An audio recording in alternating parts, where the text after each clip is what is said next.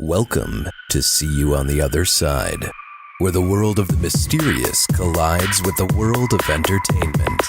A discussion of art, music, movies, spirituality, the weird, and self-discovery. And now, your hosts, musicians and entertainers who have their own weakness for the weird, Mike and Wendy from the band Sunspot. So, Wendy, have you put up your Christmas tree yet? Oh, goodness, no. It's way too early for that, Mike. Okay. I'm still taking down Halloween decorations. I see. Just checking. I had the Christmas tree up this year on Black Friday. I remember you talking about that. That's very punctual of you.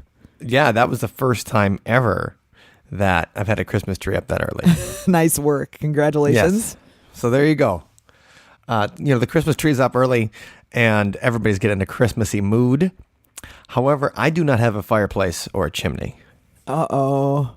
How is Santa going to get in, Mike? Well, that's the real problem. Like, does Santa show up if you don't have a fireplace or a chimney? And I think that's what we're going to figure out this year. Well, I mean, I'm pretty sure he does because, he's Santa. Well, okay, so this week is St. Nick's Day on Wednesday. Yay. And so St. Nick, for me, he didn't come down the chimney. He snuck in through the keyhole, is what my mother used to tell me, was that St. Nick would come to the keyhole. So he was tiny. Yeah. How did he carry all your things through there? Well, that was magic. That was always the answer, is that St. Nick had magic. The catch-all. Now, right. Okay, so this week we are discussing Santa Claus. And so this is a follow-up to our episodes on Krampus, the monsters of Christmas, the ghosts of Christmas, and now we're getting to the biggest paranormal character of Christmas of all time. Ho, ho, ho, ho, ho. And that is the big man himself, Santa. Coming up this week is St. Nicholas Day on Wednesday for those of us in Western civilization. In the Orthodox Church, I think they do it on Tuesday. Oh, okay. And St. Nicholas is big over there, too. So did you guys do St. Nick's Day at your house, Wendy? Yeah, we always did the, I guess, a German tradition of leaving your shoes out. Oh, so we did the shoes. Yeah, we'd put our shoes outside of outside of our bedroom door, and then in the morning they'd be full of candy. Oh, right. And like St. Nick would bring like little things. Yeah, nothing big, no major gifts, but just, little Christmas candies and... Yeah, we usually got candy. Every once in a while, I get an action figure, like a single action figure. So Saint like Nick He-Man? Yeah, well, I think the one I remember right now is Mask. Okay. Mask had they're like little vehicles that transform. Fun. Like I got the guy whose motorcycle turned into a helicopter for Saint Nick's Day one year. Sweet. I remember that. That's a fun little preview for Christmas. Yeah, it was just a little thing, and occasionally I would get coal. You weren't good? Well, no. What do you think? I don't know. Okay, fair enough. So I would get, what happened was that you'd wake up and you'd get that little warning. Because Christmas would be, 3 weeks away or whatever. Yeah. And so St. Nick's Day could be a warning that you better start behaving yourself. Otherwise, Santa might think you're on the naughty list instead of the nice list. He's keeping an eye extra special at that point, right? Because it's so close to Christmas. Right.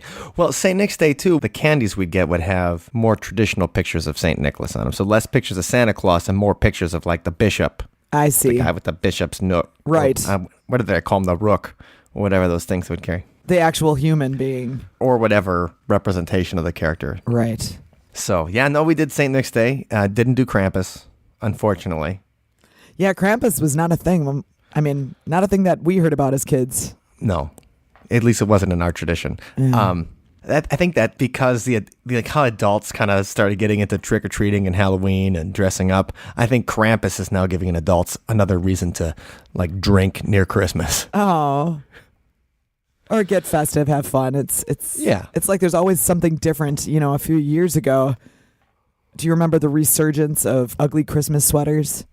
Yes, I do. It's like that wasn't a thing. Well, I guess when we were kids, they actually were. People wore them like not ironically. No, they wore them to be cool at a Christmas party. Right. And then I don't know, 5 or 10 years ago, all of a sudden people started having these parties, giving out prizes to the worst/best. Right. But adults are looking for other ways to celebrate the season, kind of fun little things like that. And I think Krampus falls into that, even though, he's terrifying. Right. The Christmas Punisher. Right. He brings a little Halloween into the season. Right. And it makes it extra fun. No, I love Krampus. And I think Krampus is actually streaming on Netflix this month. Oh, great. Is it on Netflix? Oh, it might be. I can't remember. Anyway, Krampus is streaming. I didn't bother seeing it in the theaters, but now I will be watching it this month. Me too. Anyway, we're missing the point here, and the point is Santa Claus. We're talking about all those other things that we seem to have gone past the main character. We're dodging the issue. Right. So what did you guys do for Santa Claus, Wendy, when you were a kid? Like, did you have, was there any special custom associated with it? Or like, what did your parents tell you? Oh, let's have a warning. If you were listening with a child in the car or something like that, wait till you get around adults or something like that. Like, don't spoil the fun. So what was your Santa Claus tradition? Well, there's no spoiler here. We would leave cookies and milk out on the fireplace, and we would leave little notes for Santa. What would the notes say? They would just say, I hope you're having a nice night, Merry Christmas, and take care of Rudolph. And then we would usually leave a couple carrots for Rudolph. I guess we'd kind of diss the other reindeer. Yeah, I was going to say, like, Rudolph gets all the attention because of the red nose. But he's got the hardest job, too. He's got to cut the wind, It's up in the front there. He's got to break it. Yeah. All right. So you guys did that, and that sounds nice. We couldn't leave out cookies and milk because there was too many mice in our that would come out and eat it. Like we lived in the middle of little woods. Snatch it from Santa. That's not cool. We left food out or whatever, And my mother, she would not go for that in any way, shape, or form. She'd be like, leave food out? What, for the mice? And, milk. Just, I'm just thinking about that would be a no-go. But, so it was weird because Santa would come to my aunt's house in Milwaukee, and then he would come also to our house nearby later on. But so you got a double heaping helping of Santa. Right, because a little bell would ring. Upstairs, we'd all be in the downstairs at my aunt's house, and a little bell would ring upstairs, and that means Santa would come. Cool. And then in like the 70s, and this is before I was really paying attention, in the 60s and 70s, like one of my relatives would dress up like Santa, and he'd bring the presents down to everybody. Oh, that's cute. I think they got too old by the time I was ready for that. I see. Because I was the youngest of the cousins. My oldest cousin is like 73. Oh my goodness. So I was the youngest. Maybe 75. Anyway. Yeah. Well, that's a fun, big family celebration kind of thing. Yeah, and that little thing, and then Santa would come downstairs. And then at home, Santa would come in the morning. Now, the thing is, some of my other relatives, like Santa would come, by the time they got home from my aunt's house, Santa had already came. Ah, okay. And so I was like, well, if he's doing the whole world, yeah, how come? Why wouldn't he do it all at once, that area? Right. Like he wouldn't have covered the Milwaukee area all at once. Like he would have to come back in the morning or back on the way around. Like I was just trying to get it through my head. So practical, Mike. Well, you did your best because you remember having that discussion? Like, is Santa real? What we would do was, so it was always Christmas Eve while we were sleeping that Santa would come. Mm-hmm. And in the morning, our parents would say, like, don't wake us up until 7 a.m. or whatever.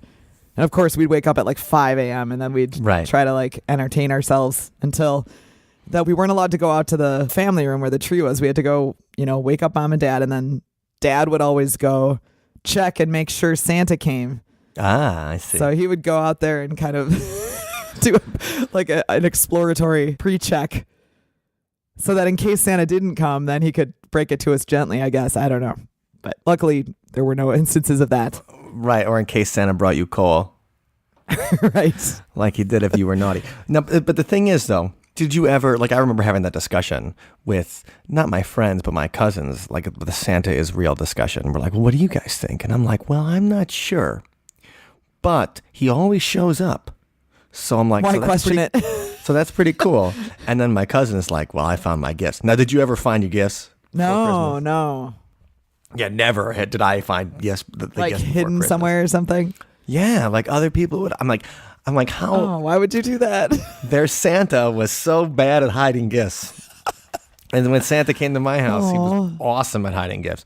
But even today, we have never discussed is Santa not real with my parents? Because if I discuss it with them, my mother will just say, as long as you believe in him, he's real. Well, and he's magic. So, I mean, that answers a lot of the logistical questions. So like, how does he do it? Well, magic, obviously, son. So do you believe, Mike? Well, yeah, as long as Santa still keeps showing up and I still keep getting gifts. Like sometimes Santa the spirit of Santa has to inhabit me, and then I have to get. Yeah, I gotcha. That spirit of generosity, I think. I love that. And the thing is, if you're Catholic or were raised Catholic or any kind of like that, they talk about the Holy Spirit all the time. And it's like, Lord, fill me with the Holy Spirit, so you have the spirit of faith and stuff. So why can't St. Nicholas be the spirit of generosity inhabiting you as well? So I'm with my mom that as long as I believe that he's real. It's more of a spirit, the spirit of St. Nick. Well, we're gonna talk about that. Ooh. And we're gonna talk about the belief and stuff as we go on, because there's some interesting stories about Santa Claus out there. Anyway, and so I'm trying to think about what I'm gonna do with my children, or child right now, and maybe more in the future. Like, am I gonna tell them the Santa Claus story? And because the thing is, Wendy, do you know people that were never? I mean, I'm not just talking about like Jewish people or not, like people that never had Santa Claus. I can't think of anybody. Right. I did date a girl whose family is like, well, we're not going to lie to you. There is no Santa Claus or whatever. Like, straight up from birth. They did that. And, I respected that. I was like, okay, I respected the fact that they didn't want to like have their children lose trust in them or something by lying to them. I also thought there is something fun about being little and believing in magic. I agree.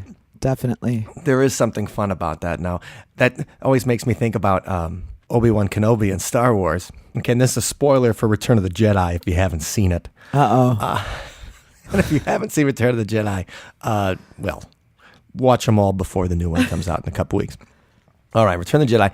Luke's talking to Obi-Wan Kenobi, and he's mad because he's like, you lied to me about my father, because Obi-Wan Kenobi in Star Wars says that Darth Vader betrayed and murdered Luke's father.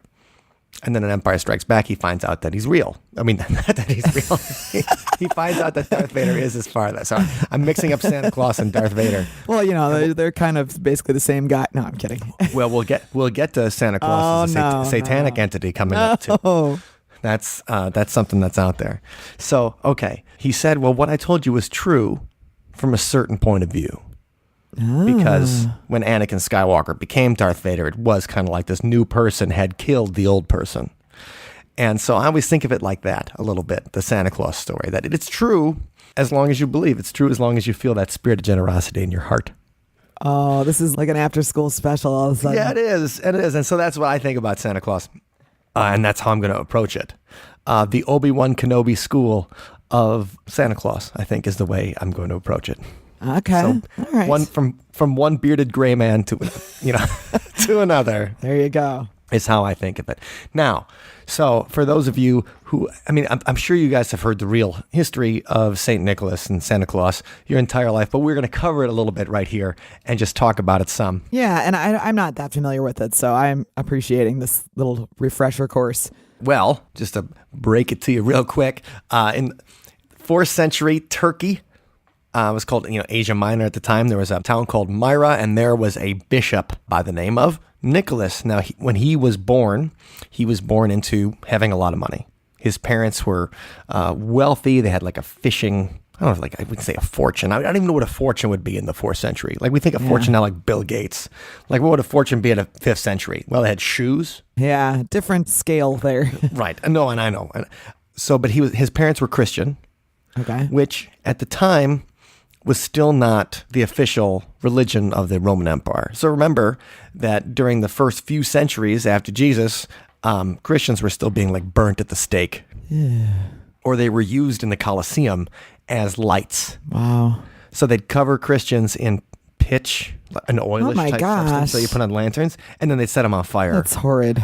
And that would be like the lights for the, imagine, remember when Wrigley Field didn't have lights? When they finally got Wrigley Field lights. Imagine instead of like the floodlights for the game, they just took Christians and say, light them up, and Harry Carey, play ball. Okay. Anyway, but the Romans did that. In fact, a lot of early Christian Catholic saints come from, they would not recant their Christianity. And so they were burned alive or beheaded or whatnot. as was the Roman tradition. Yeah. So Nicholas was born to wealthy Christian parents in Turkey.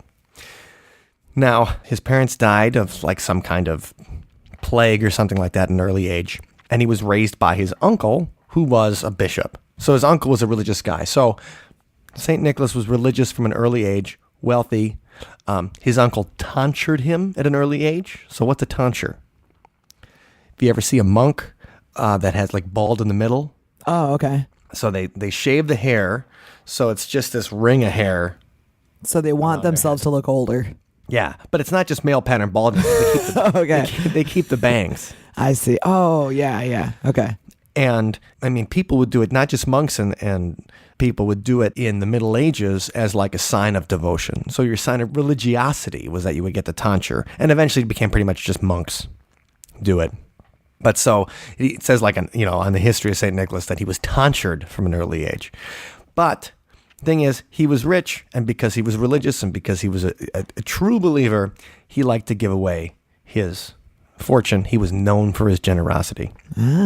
So, like Santa Claus is known for his generosity, St. Nicholas was. Now, there's a couple of famous legends about St. Nicholas.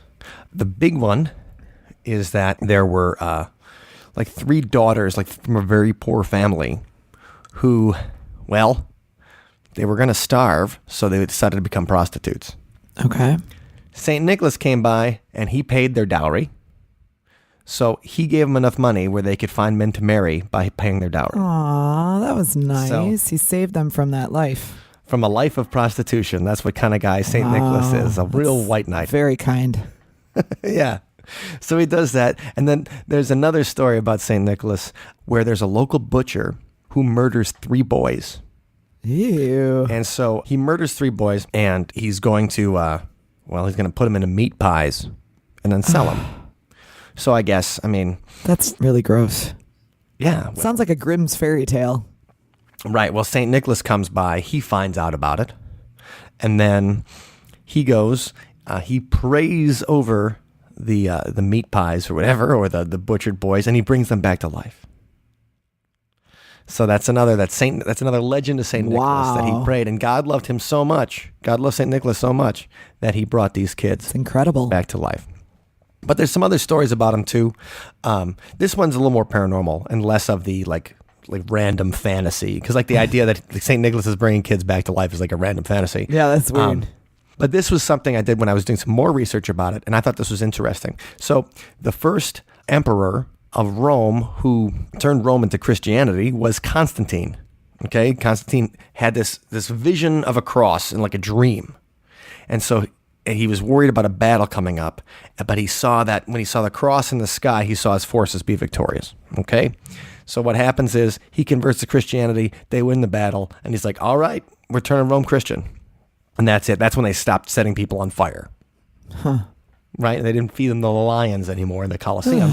They did that. Okay, so what happens is there's these 3 soldiers, and they're traveling, 3 Roman soldiers, they're traveling from one place to another, but what they somehow inspired jealousy of the local prefect, the local guy who was in charge of the place they were traveling to.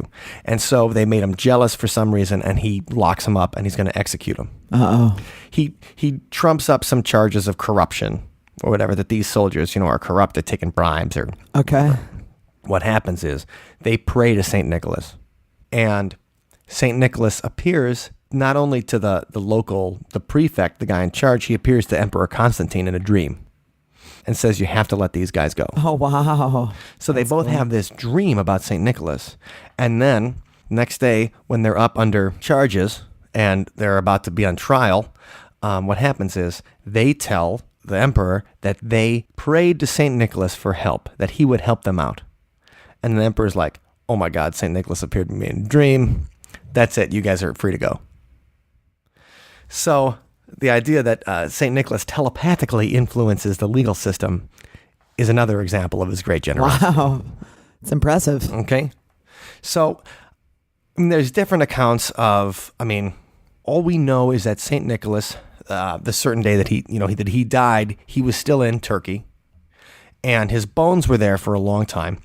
He was buried in his church, but Turkey eventually fell to the Muslims And, it's crusades and all that kind of business, like in the 10th century.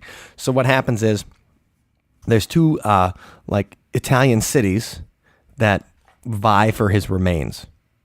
And so you can, even now today, you can visit St. Nicholas's bones or whatever at this Basilica of St. Nicholas in Italy. St. Nicholas was really popular in medieval Europe. He was the patron saint of sailors, in addition to being known for his generosity. So people would pray to St. Nicholas to have St. Nicholas intercede for them. I mean, this is before he was, giving people Christmas gifts and everything. They would still pray to St. Nicholas like you pray to a saint, like St. Anthony if you're on a trip or something like that for a safe passage or whatever. He was a really popular saint. So you'd want to have his bones at your church because more people are going to come visit it and they're going to give more money. Right. Several different Italian cities were asking the Vatican. They wanted the bones. So it was like getting the Olympics. I see. So it was all like a competition for who's going to get them.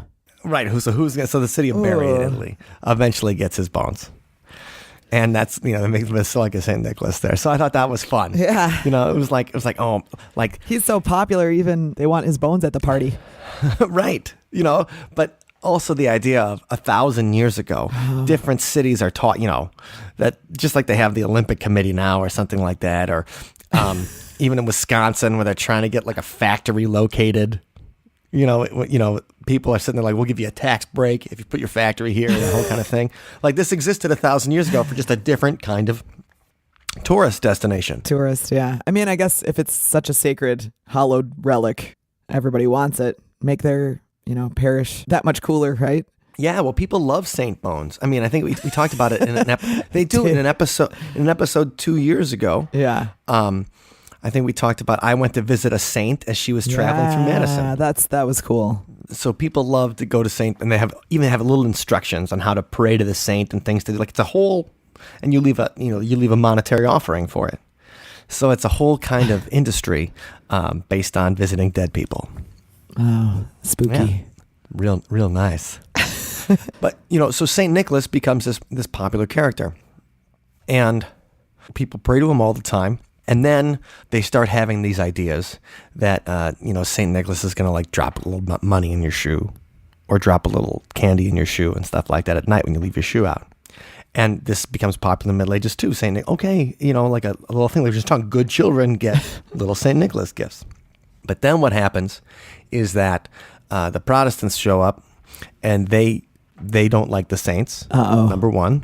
Number two, they don't like the industry that Christmas has become. So during the Protestant Reformation, because in the Bible, it never specifically says you should party on Jesus' birthday. Yeah. Right? Like, it makes Easter a big deal, but it doesn't make Christmas a big deal. But because of the winter festivities, the Yule, as we talked about in our episode on Christmas monsters, we talk about the Yule a lot, and these different festivals that people would have, midwinter festivals. Because of that, they make Christmas a big deal as they start welcoming these formerly pagan countries into Christian society. They're like, okay, well, they're used to having a party in December. Let's make up a party in December. And they pick December 25th as Jesus' birthday. They're like, well, we don't really know when he was born, but that's as good a day as any. And so, the Protestants don't like that. They don't like the idea of this pagan celebration. Mm-hmm. Eventually influencing Christianity. So they're like, you know what, no more St. Nicholas. And even, I think England, under Oliver Cromwell, bans Christmas for a little while. Not bans Christmas, but they just didn't celebrate it. Yeah. And so kind of in the Protestant countries, St. Nicholas is persona non grata for a while. So that's why he becomes Father Christmas. When he comes back. So it's a little bit more of a generic name. Yeah, so Father Christmas, right. It's not an actual saint or a person who used to be alive like Santa Claus is. Okay, so that goes on. So the Dutch version of St. Nicholas, Sinterklaas, all right, he comes to visit. He drops the stuff in probably a wooden shoe or whatever the Dutch like to wear. And so the Dutch come over, and they're the first people who colonized New York, obviously New Amsterdam. And so they have their old tradition of Sinterklaas in New Amsterdam. And that goes on for a while. And eventually we get to the 1800s, and Sinterklaas gets bastardized as Santa Claus. Ah. And what happens is, 1822, Clement Moore, the poet, writes a visit from St. Nicholas. And we all know that as the night before Christmas. And so wow. I didn't think the night before Christmas was that old. Yeah, that's really old. Yes, that's almost 200 years old of Santa Claus. And he's the guy that creates like the suit of fur. Okay. This idea. So St. Nicholas no longer looks like a bishop. Yeah, the red and white. Yeah, and so our idea of St. Nicholas and the picture of him, the picture of Santa Claus that we associate, really becomes solidified with in the 1870s. There's a particular artist named Thomas Nast, and he's drawing illustrations of Saint Nick with like Clement Moore's fur, makes it red. And so his illustrations kind of turn into what our idea of like now we see Santa Claus at every mall in the United States. Wow. Right? Yeah, that's a pretty iconic image. The costume, the beard, the right, the jingle bells. Oh, and then he's smoking too. Like so Harper's Weekly, 1881. They got Santa Claus. He's got a big red belly, so he's a jolly fat man. Like Saint Nicholas wasn't necessarily a fat guy. Right. It's Clement Clark Moore that turns him with a bowl full of jelly and everything like that, and wearing the fur coat. So the big famous illustration in January 1881, Thomas Nast picks. He's got the belly. He's got an armful of toys. He's smoking a pipe. So people start drawing Santa as well in that kind of. And the thing is that, Santa Claus as we know it is the creation of advertisers looking to sell their products. So in the 1920s, Coke takes that famous image of Santa Claus and adds a soda instead of a pipe. And now he's officially commercial. Right. He replaces one vice for another. Oh, dear. But, companies had been using Santa in their advertising for decades. Christmas starts becoming more and more popular as department stores show up. So in the 19th century, as we start developing department stores, they're using Christmas as a way to make more money. And they even say, now, I'm not sure if we talked about this last week, and you said the origin of the term Black Friday is because the day after Christmas is the day when companies go from red to black, or department stores, and that was news to me. But when you have an entire section of your society who depends on the Christmas season to make money, you're like, well, okay, they're going to do what they have to do to make that dollar bill, y'all. So then, Norman Rockwell draws Santa in a bunch of famous illustrations. He gets solidified in the Coke commercials. Then we start having Santa in movies. Miracle on 34th Street. Oh, yeah, that's a big classic one. I loved that one when I was a kid. They made a remake in the 1990s. I never saw it. I don't think I saw that one either. I'm all for the original, though. Yeah, no, I love the original. I remember we went to, you couldn't get it on video, or they didn't have it on video, but you could see it in the theater. And so my mother took us, when they'd have the revivals of Miracle on 34th Street, we would see it in the theater. That's cute. And it was nice. Because if you think about the most famous Christmas movie of our time is probably It's a Wonderful Life. Oh, wow. And Santa's not even, he didn't even show up. No, he's not part of that one. Santa's not even part of it. So St. Nicholas is a real person, and his legend eventually becomes Santa Claus. And, we were talking about the pagan origins of that. It's the big white beard. Do we know that St. Nicholas had a beard? No, but we do know that when we talk about the Scandinavian countries, where you think Santa Claus lives at the North Pole, he's got reindeer.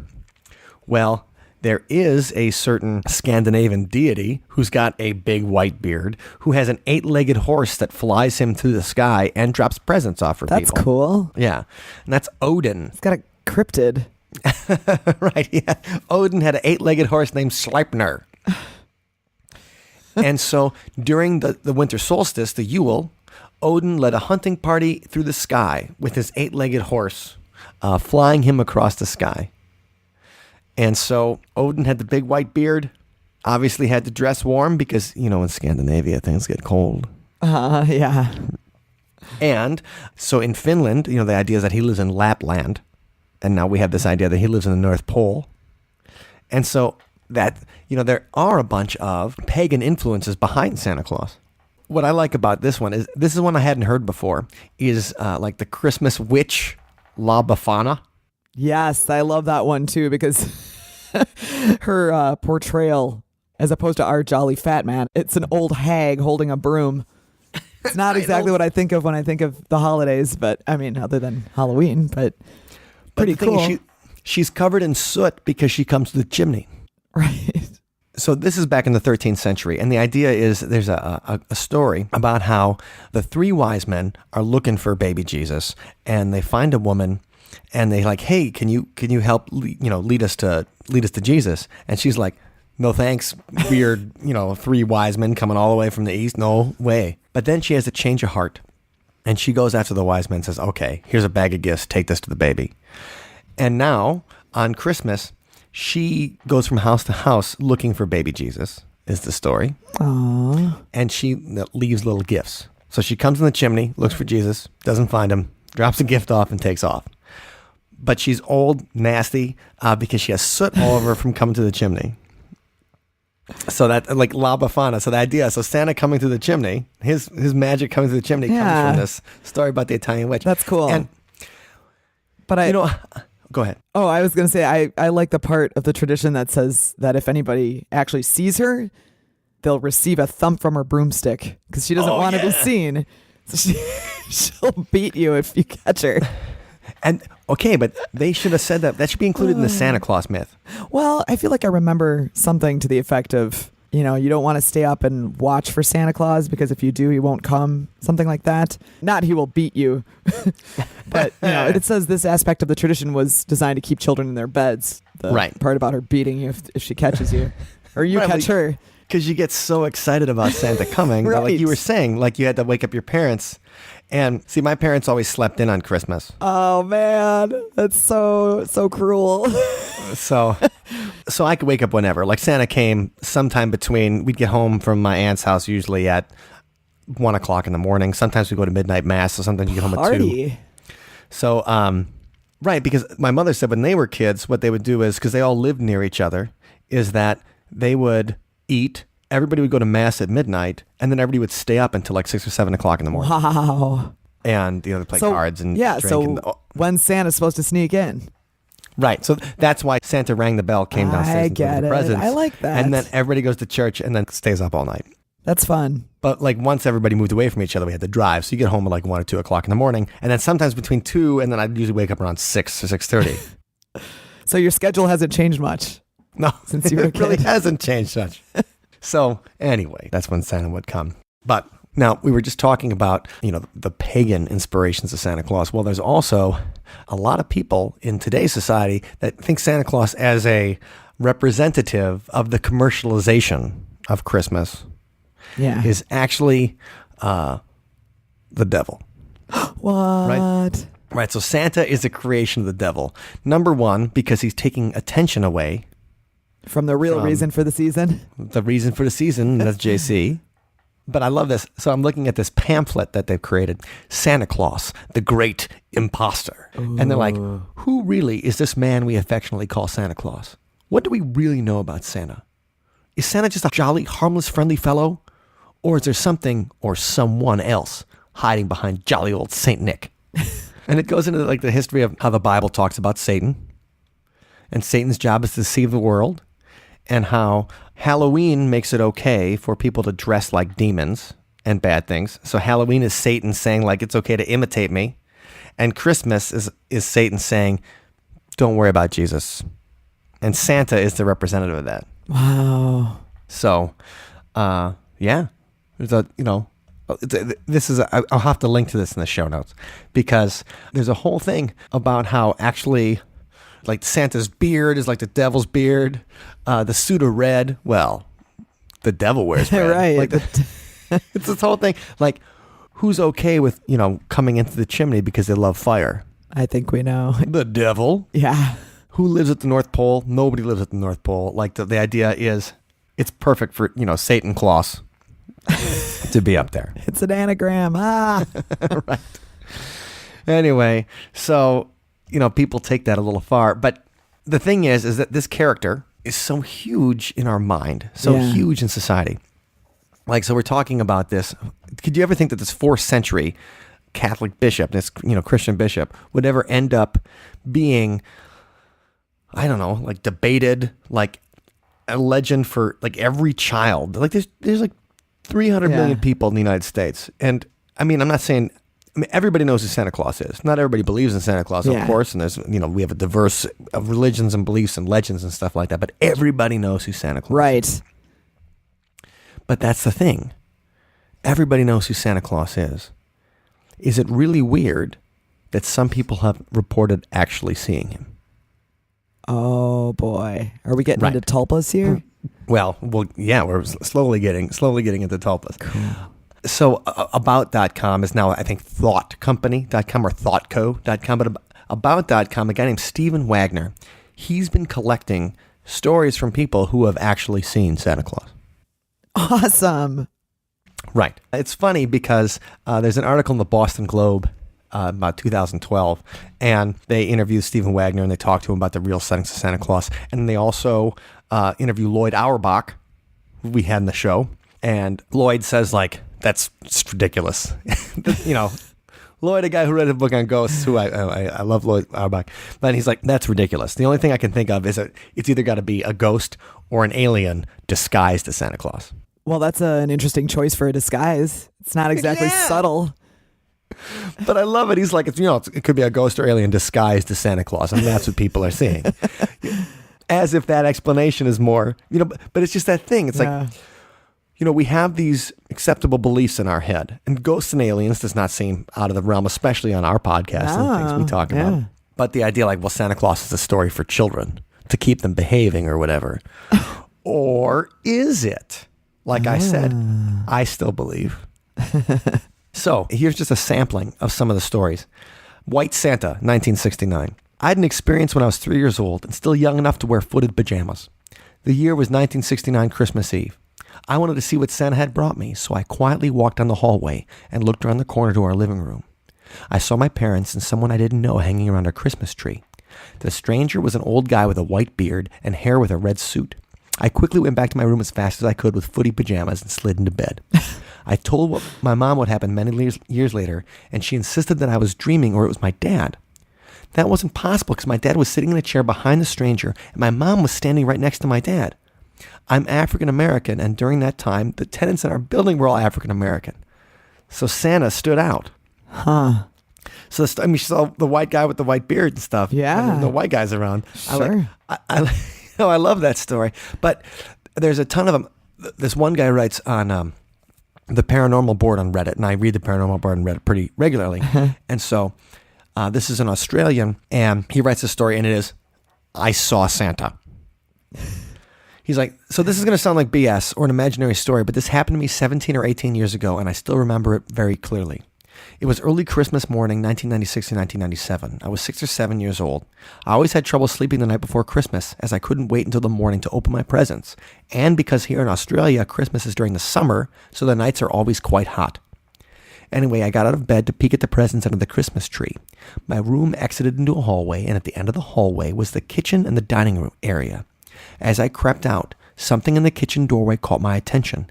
I got back behind the hallway entry and observed what happened to be a pair of legs wearing long red pants.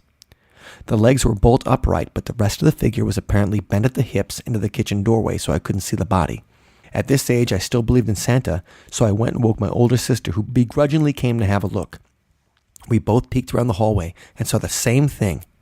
The figure had not moved position since I first observed it. She tiredly suggested it was just Dad, I should go back to bed. I wasn't convinced, and I followed her back to the room as I didn't want to be alone. She no longer believed in Santa and became annoyed at me for hiding under her desk and begging her to come and have another look with me. But then he went back out. He goes, I finally crept back to my room, closed the door, leaving it slightly ajar, and proceeded to pace around my room, not knowing whether to wake my parents or have another look at the kitchen doorway. My ceiling light was dimmed, so I could see the entire room clearly. There were no shadows. I finally decided to leave my room to wake my parents, and as I opened my door, standing there, blocking my path, was Mother Bleeping Santa Claus. My goodness. He was dressed exactly how I'd imagined him. He looked like the typical Coca-Cola Santa, down to his white woolen trimmings, thick black belt with a golden buckle, and red nightcap. He had small circular gold-rimmed glasses, a white curly beard, blue eyes, and liver spots on his cheeks. Oh. That's very detailed. The first time I read this story, I didn't see the liver spots there. I was reading it too fast. I froze up and I looked at his eyes. He had what I took to be a stern expression on his face, almost glaring at me. Just after we made eye contact, he bent his head down towards me slightly in a manner that suggested, "What are you doing up? You shouldn't be awake, and go back to bed." Oh, no. I gasped, took a few steps back, and then ran to the door and jumped into bed. Now, he remembers thinking Santa doesn't like kids being awake because he can't drop off the presents otherwise. That's like you said, that, if you stay awake for Santa, he won't come. Yeah. And he told his parents about it. And he's like, I saw Santa Claus. And they're like, it wasn't us, Ah. His sister says, she remembers seeing the person under the tree. And his sister says it was just her dad. And his parents are like, no way. He's especially in the summertime. His father would not wear long pants to bed. In the summertime, it's hot in Australian summer. Yeah. So he claims, he's just, and people are saying like, well, it might have been a dream, or, somebody also says like it might be an alien. Yeah. But, this goes back to the whole thing though, that people that have paranormal experiences kind of see what they expect to see. Well, I can't argue with that, Mike, because when I was a kid, I saw the Tooth Fairy. Well, let's start with this. Okay? I woke up in the middle of the night and there was a lady standing in my room by the dresser, kind of looking at the dresser, maybe going through stuff. I'm not sure what she was doing, but she had really long hair and she was wearing like a floral dress. And I just knew it was the Tooth Fairy. She was in my room. It wasn't any of my family members. And I didn't think it was weird at all. I was just like, oh, and I told my parents the next morning and they're like, uh-huh. Yeah, you saw a Tooth Fairy, huh? Yeah. That's awesome. I don't think you ever told me that before. You haven't mentioned that before. I kind of forgot about it. But my family reminds me. My parents especially reminded me. Fairy. Yeah. Because I must have been very convinced when I described it to them. So, I mean, I can relate to that guy and his story. You see what you expect to see. And that's what we discussed before. Like the idea that once people, if they think they're going to see Bigfoot, they have a paranormal experience and they see Bigfoot. And then, but it's Bigfoot and it's aliens and it's ghosts and it could be anything that you believe in. High strangeness. So are people seeing Santa Claus any different than the high strangeness? It goes back to my theory that somebody's programming us. And so he caught the programmer, and the programmer presented to him as Santa Claus. I mean, it was probably a djinn. Yeah. Because they're obviously everywhere. They are. One more story that I liked. This is not even, these are kids. This is Scotland, 1978. An old friend came to see me a couple weeks ago. We lost touch years ago, but he managed to trace me and he brought me a Christmas card. After a few minutes, I asked him if he remembered the Christmas Eve about 30 years ago when we were outside our houses. We grew up next to each other. It must have been around 7:30 on a clear night when we suddenly heard a bell or bells in the distance getting closer really fast. As we both looked up, there was the reindeer, the sleigh, and Santa flying very fast and low over my house. It was brief, but we both ran to tell our families. Of course, everyone laughed, but I tell you, it was real. So my friend turns up and I asked him if he remembered, and he said of course he did, but he doesn't like telling people about it now. You can imagine why. Because he looks crazy. Because even Lloyd Auerbach. That's a big one. Yeah, because even Lloyd Auerbach, when he says to him, you say to Lloyd, you're like, hey, these people have real settings of Santa Claus. He's like, please. Doesn't Get even consider it. Oh. Yeah, but I mean, there are a ton of stories about people seeing Santa Claus. In fact, here's one more I'll just read because I thought it was interesting. Memphis, Tennessee. I grew up in a suburb of Memphis. In the 1980s, I was 8 or 9 years old, so just like us. My parents and I were coming home from a Christmas party on Christmas Eve.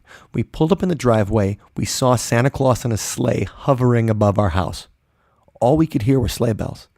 The sleigh was illuminated so that we could see Santa in full outfit on the sleigh. I remember seeing reindeer, but I don't know how many there were. Santa waved at us and flew off. I'll never forget it. And I'll never forget my dad's face of total shock. He was an air traffic controller, and when we went back to work after the holidays, he asked about it and nothing came up.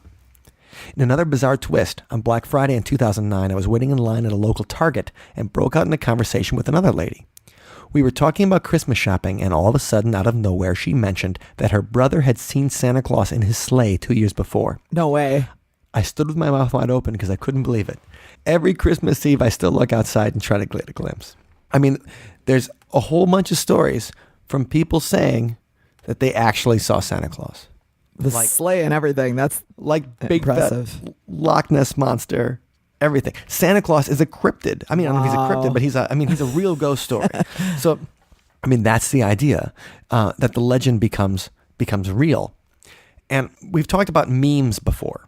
And, now the idea is that people just think of memes as a picture with a funny thing online, or they take somebody's picture and then put a little joke on it. Yeah. But the original term for it is that it's an idea, behavior, or something else that spreads from person to person within a culture, like a virus. It's an idea virus. Okay.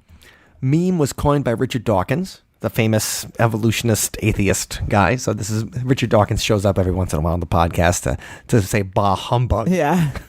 whatever we want to believe in. Poo. And so, but he originated in his book, The Selfish Gene, in 1976. And he welcomes the idea, it says here in the discussion of memes, that they should be considered living structures, not just metaphors. They physically reside in the brain. So, I mean, ideas, thoughts are things. They're cells. I mean, how many times you heard like a new age person say, thoughts are things, man. Yeah, right. And they are. It is a structure that lives inside your brain, thought. And that's this idea virus spreading. So Santa Claus, the first thing, we had these cute legends of a big fat man coming to give you gifts. And it sounds nice. And it keeps the kids in line. And it's great, but then it spreads and more and more and more and more people believe, like we were saying, there's 300 million people in the United States and every single person knows who Santa Claus is. Yeah, right. Now, not everybody believes, of course, but there's still a lot of children that believe. And there's a lot of adults like me, 41 years old, and I still believe in Santa. And so that's the thing. Like it has this. Now, of course, the first thing I think is Tulpa. Yep. Even beyond the idea that that what people are seeing something paranormal and their brain is registering it as Santa Claus. So in a way that their brain is disguising it as something they understand. When you're a kid, if you're religious or whatever, maybe you have an idea of God or something as a bearded guy or some crap like that. The big man in the sky. Right. And you always think of, the big clouded man sitting there like Michelangelo's God touching Adam's finger or whatever. But you also have this idea of Santa Claus, and like we see more images of Santa Claus than we do of God. So maybe the Bible thumpers are right, and Santa Claus is Satan.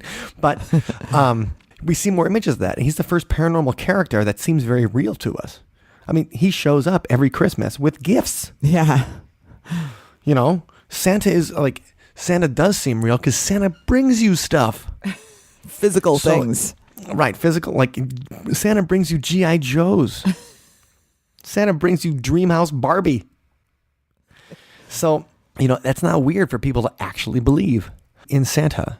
And there's a really good article in Week in Weird where they go to Tulpas. And I hadn't read this article before, and this is from a couple of years ago. But I also like in there that they mentioned Nick Redfern's book talking. Nick Redfern really gets into Tulpas in his book, 3 Men Seeking Monsters.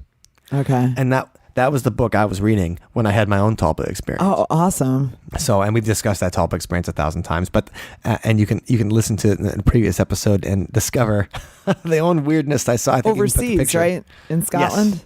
At the Blarney, that's actually in Ireland, at the Blarney Castle. Cool. At the Tulpa experience. So it's cool that they talk about that, if this many people are thinking about a character, could we have willed a Tulpa into existence? Could we have willed Santa Claus into existence? Okay, a tulpa, in case you haven't heard the podcast before, we talk about it, or just in general, a tulpa is a thought form. Somebody thinks about something, exerts their will, and tries to imagine something into existence. A tulpa behaves as though it's a real entity. It can talk, walk, interact with physical objects, so on. It doesn't have a soul or whatever, because it's a creature with its own, think about an android you create with your mind.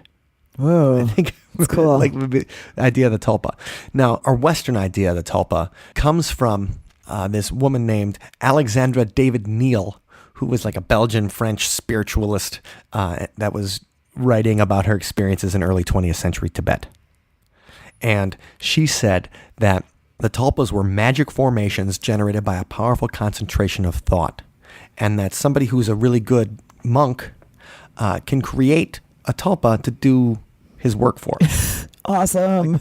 The idea is that the thought form, you concentrate so hard. So somebody who's very enlightened and who's really religious and has control of their mind powers or whatever can create something that will like do the lawn, handle the dishes. Yeah. Yeah. That's what I meant. Like it's an android you create with your mind. Clean the bathroom. But also, so she says that she was working on creating a tulpa, and we'll have our own episode. We'll have a full episode on tulpas one time because there's a lot to it. There's tulpamancers now. There was an experiment done in like the My Little Pony section of 4chan to try to create tulpas in the modern sense. So there's a lot we can talk about when we come to tulpas. But the thing is, she said that she worked on creating a tulpa when she was in Tibet, and the tulpa endowed with enough vitality to be capable of playing the part of a real being, and it freed itself of her control. What did it look like? Well, they say that the tulpa looks like you. Oh, that's creepy. Like Yeah, a clone. Right. But she said that the one she made looked like Friar Tuck. Yeah, for real. So it looked like Friar Tuck, and it eventually had to be destroyed. It had to be destroyed. Oh, that's so creepy. They had to kill it? Yeah, because it develops a mind of its own. Oh, no. So that's the scary thing. Like, what I also think is funny is she's talking about this, and I have no idea if I'm saying Alexandra David Neal because it has a accent on it. I don't know if it's saying it correctly. So if I'm sorry if I butchered her name, just like I butchered David Icke's name as Icky for an entire episode. An entire episode saying David Icky. One of our early episodes. Yes, it was like episode 3. What a jerk. We've learned, Mike. We've come a long way. Yes, we have come a long way. But this is the idea of like AI going off on its own. I mean, this is baked into our human, spiritual experience. Elon Musk comes out last week and says like, well, there's a 5% chance that humanity will not be destroyed by artificial intelligence.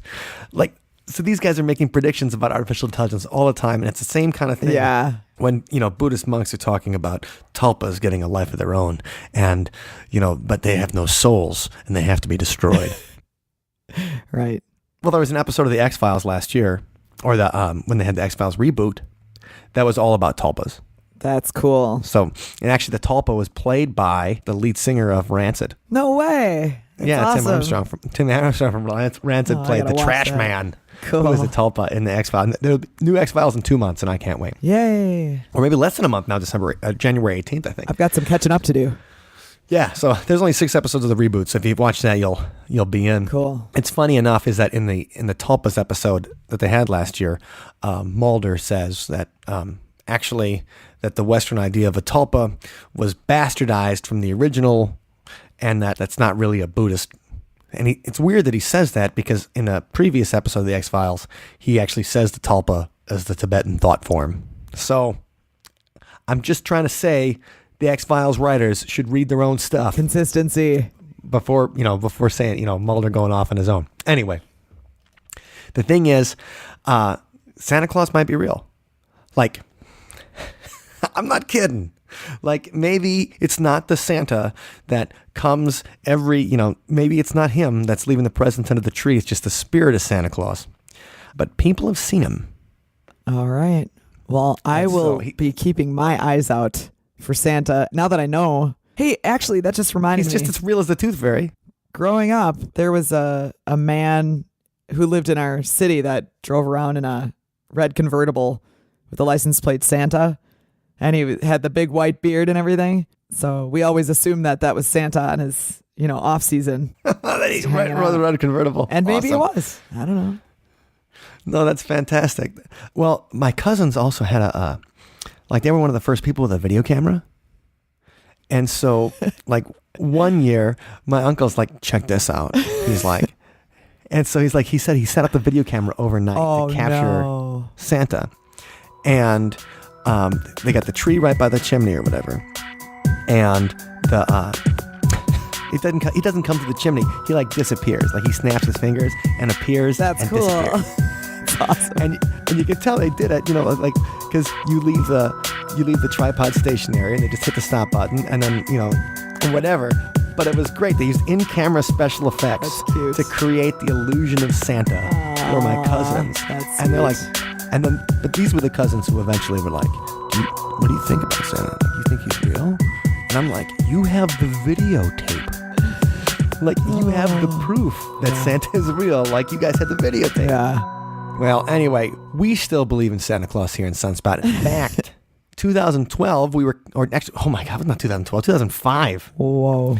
We were contacted by a local songwriter named Joe Snare, and Joe had written kind of like a rockabilly song called Hey Santa.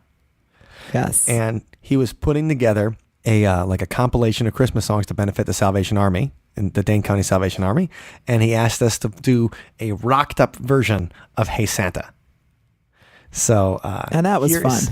That was fun. That was fun. So here's Sunspot's version of Hey Santa. Hey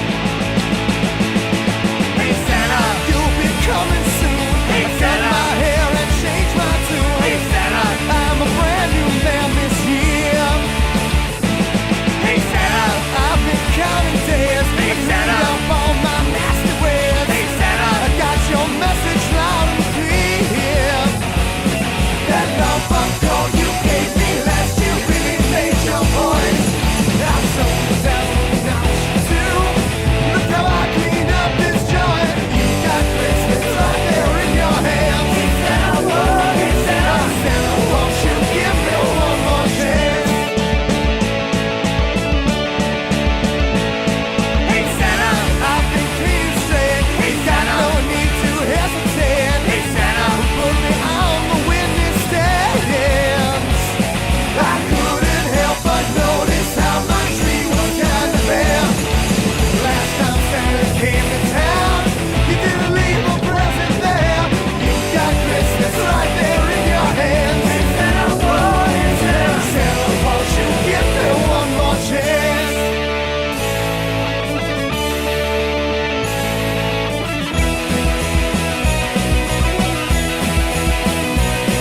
Hey Santa, when you feel you're sad, hey Santa, don't forget about Big Jack. Hey Santa, 'cause I've been looking out for you, you know. Now you and I know I'm not quite an angel or a saint. I'm doing everything I can to be someone that I ain't.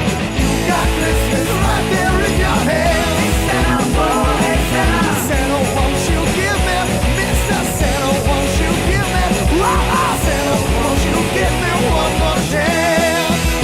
One more chance. One more chance. One more chance. Hey Santa. Thank you for listening to today's episode. You can find us online at othersidepodcast.com. Until next time, see you on the other side. Okay, but before we go, I think we'd be remiss if we did not thank our Patreon community. Definitely. We really appreciate them, all of them, each and every one. And we want to give a special, extra special St. Nick's Week shout out to Ned. Dr. Ned is pledging at a level where he gets his own shout out every week. And we're happy to do that because we love you, Ned, and we appreciate every bit of your generosity. That's right. Thanks, Doc. And number two, we want to thank our Patreon Chuck for contributing the idea for this episode. Yeah, what a great idea. We've covered Krampus a couple of times and some other holiday traditions, but we never really got into Santa himself as a full episode. Because I, like Lloyd Auerbach, was like, no, Santa's not real. And then you look up, you're like, wait, Santa's real. I'm like, oh my God. So it's a perfect paranormal podcast because Santa's for real. And that was exciting to see. So if Chuck hadn't suggested the topic, we wouldn't have looked into it and wouldn't have discovered a whole new realm of Fordiana that, I don't know, kind of blew my mind. Yes. And so you can join our Patreon community, and we're always open to suggestions for topics from our members by visiting othersidepodcast.com/donate. Happy St. Nick's.